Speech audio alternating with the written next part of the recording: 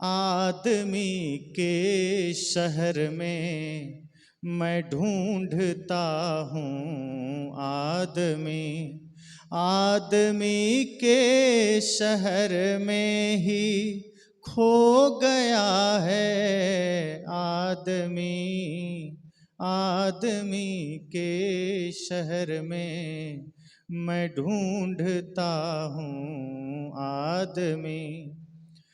भक्त या विद्वान कवि, भगवान पंडित मौलवी, भक्त या विद्वान कवि, भगवान पंडित मौलवी, जो भी बनना बाद में पहले बनो तुम आदमी, आदमी के शहर में मैं ढूंढता हूँ आदमी।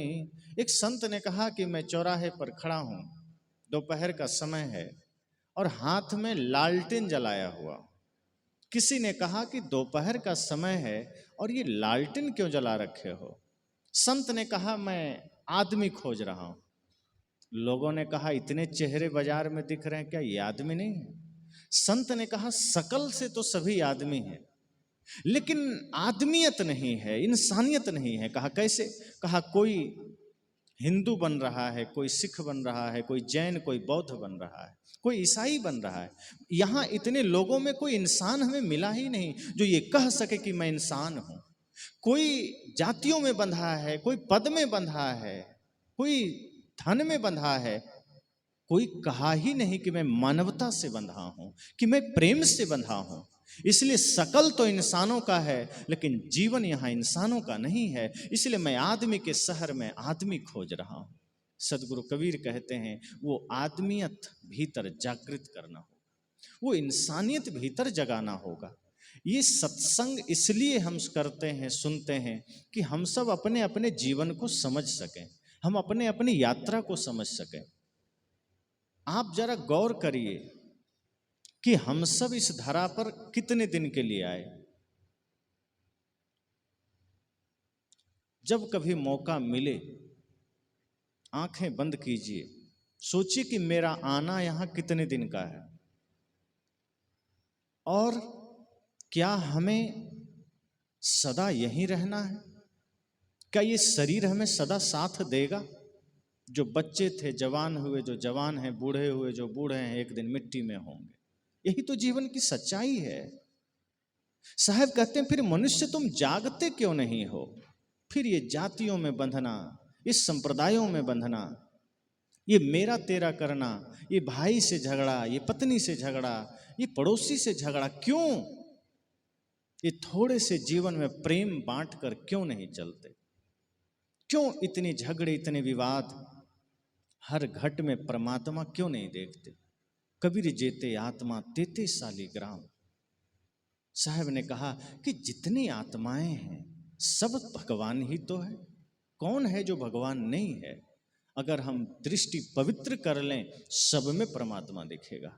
अभी हमारा मन गंदा है इसलिए चारों तरफ बुराइयां दिखती। हमारी दृष्टि अपवित्र है इसलिए हम गलत सोचते हैं, इसलिए हमारे मन में घृणा है, नफरत है। सदगुरु कहते हैं कि जब हमारा मन पवित्र हो जाता है, जब हमारा मन निर्मल हो जाता है, हम सब में पवित्रता देखने लगते हैं। आज इसी देश, इसी समाज में हमारे समाज की बहन बेटियां असुरक्षित क्यों महसूस करती?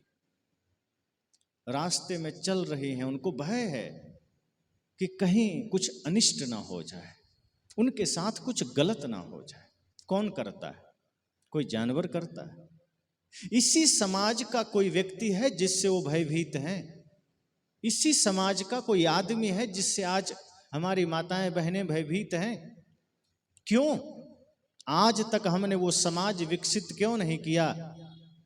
और आज हमारे युवाओं के भीतर वो जागृति क्यों नहीं आई, वो संकल्प क्यों नहीं आया कि हम कह सकें कि कि नहीं, मेरा जीवन किसी को दुख देने के लिए नहीं है, मेरा जीवन किसी को सताने के लिए नहीं है, बल्कि मैं खड़ा हूं, मेरे होते किसी माँ बहन बेटी पर कोई कुदृष्टि नहीं कर सकता, मेरे होते किसी बहन को डरने की जरूरत नहीं है, मेरे होते किसी को सिर झुकाकर चलने की जरूरत नहीं है। हमने अपने भीतर वो सामर्थ्य क्यों नहीं जगाया?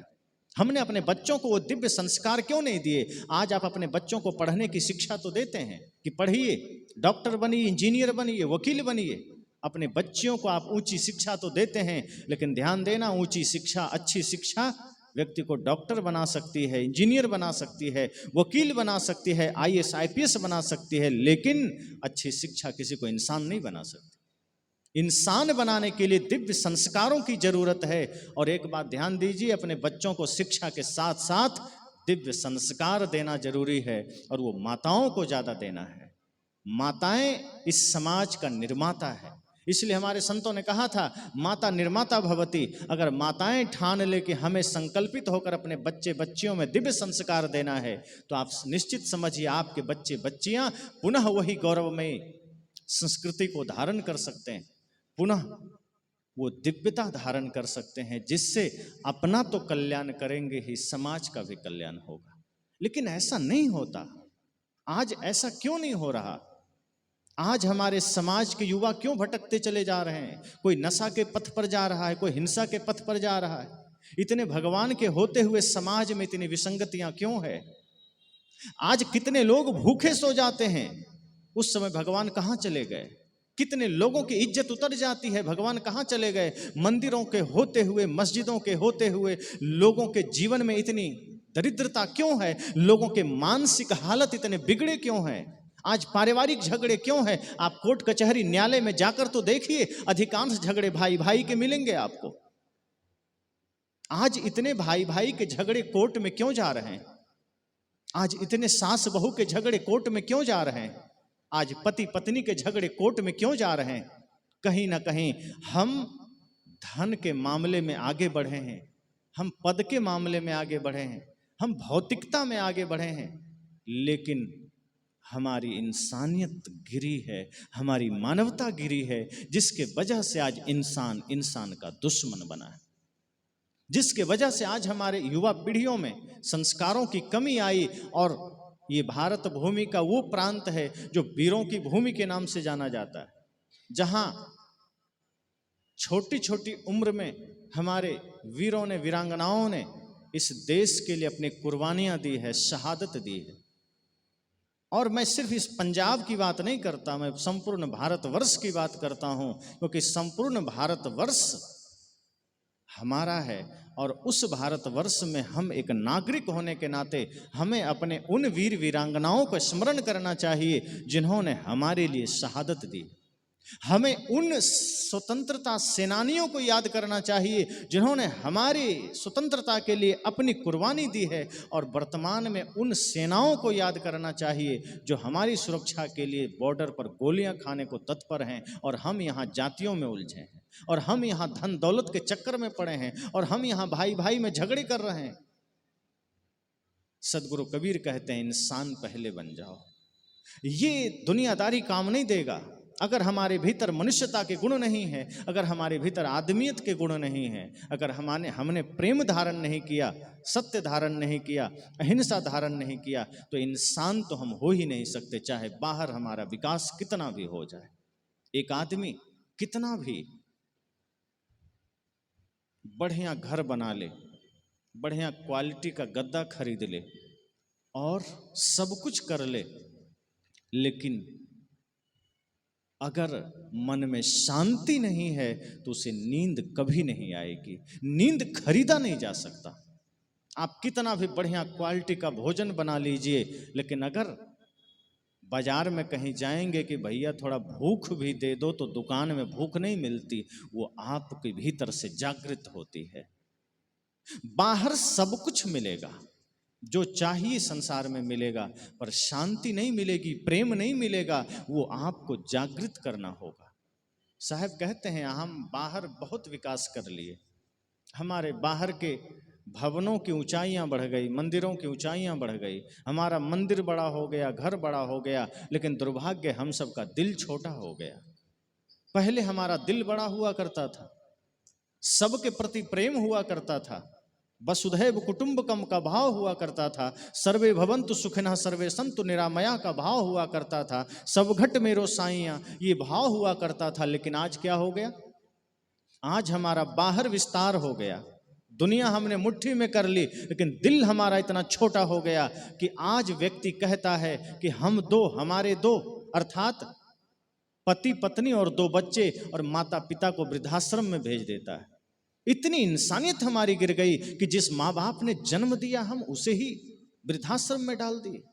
जिस माँ बाप ने बड़े अरमानों से, बड़े खुशी से, बड़े प्यार से हमें जन्म देकर पाला पोसा बड़ा किया, आज वही रो रहा है।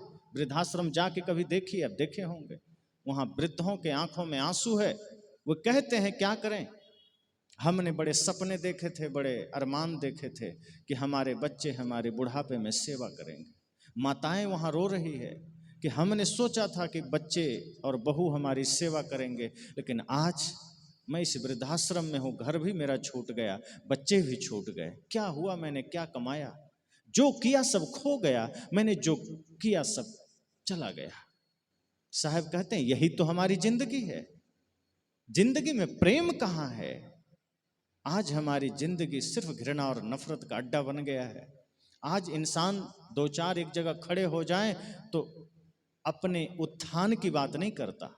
आज चार आदमी इकट्ठा हो जाए तो समाज में कैसे क्रांति आएगी, समाज में कैसे शांति आएगी, इसकी बात नहीं होती। आज एक दूसरे की बुराई और एक दूसरे की कमियों की चर्चा होती है, एक दूसरे की निंदा की बात होती है, एक दूसरे की सफलता के खिलाफ बात होती है। साहब कहते हैं हम इतना क्यों गिरते चले गए? इसलिए जागने की जरूरत है। साहब ने कहा मानुष्य तेरा गुण बड़ा, मांस नावे काज। ए मनुष्य, तुम्हारा तो गुण बड़ा है, मांस काम नहीं आएगा। न तो हड्डी का कोई आभूषण बनेगा और न तो त्वचा का बाजा बजेगा। इस चमड़ी को निकाल के अगर लगा दिया जाए तो बाजा भी नहीं बजेगा। फिर किस बात का घमंड है, किस बात का गुरूर है? अगर हमारे भीतर गुण नहीं है तो ये शरीर किसी काम का नहीं। और गुण चाहिए, प्रेम चाहिए, जीवन में सत्य चाहिए, तभी आनंद आ सकता है, तभी शांति आ सकती है। इसलिए सदगुरु कबीर कहते मैं किसी से भेद नहीं करता। साहेब का आदेश और साहेब का ज्ञान ऐसा है, वे कहते हैं सब एक है। अगर कोई समाज को बांटता है, अगर कोई समाज में गंदगी फैलाता है तो साहब कहते हैं फिर वो नीच है और दूसरा कोई नीच नहीं है। साहब के नज़र में वो नीच नहीं है जो जिसे आज कह दिया गया कि कोई शूद्र कुल में जन्म लिया। साहब कहते हैं नीच वो है जिसका कर्म नीच है, जिसकी सोच नीच है, वो व्यक्ति नीच है। जिसके मन में क्रोध है, जिसके मन में हिंसा है, जिसके मन में वैमनस्य है, सदगुरु कबीर कहते हैं वो नीच है। ऊंचा कौन है? जिसके मन में प्रेम है, जिसके मन में सत्य है, जिसके मन में ईमानदारी है, जिसके मन में गुरु के प्रति भक्ति है। साहब कहते हैं वो ऊंचा है, वो श्रेष्ठ है। और जिसके मन में घृणा है, नफरत है, वो नीच है। यही भेद है और कोई भेद नहीं। किसी कुल में जन्म लेने से कोई बड़ा और छोटा नहीं होता, कर्म से बड़ा और छोटा होता है। इसलिए सदगुरु कबीर ने कहा कि अपने गुण को अगर आपने सही कर लिया, अपने भीतर सद्गुणों को धारण कर लिया, तो आपसे श्रेष्ठ कोई नहीं है, आपसे बड़ा कोई नहीं है। बहुत सी बातें तो हम लोग सुनते हैं और कान से निकाल देते हैं। ज्ञान के शब्दों को सुन करके हम उस पर चलने की कोशिश नहीं करते। मैं कहा करता हूं, व्यक्ति कितना खाता है ये महत्वपूर्ण नहीं है, व्यक्ति कितना पचाता है ये महत्वपूर्ण है।